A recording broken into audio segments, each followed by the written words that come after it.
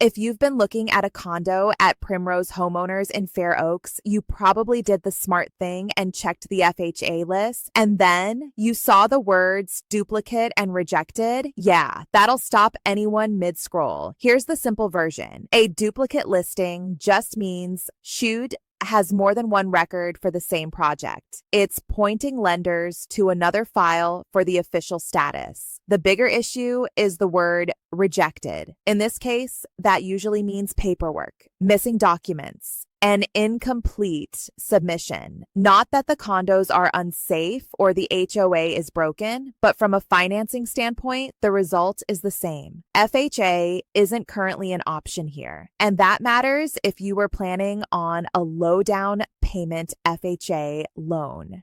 Here's the good news. FHA is not the only way to buy a condo.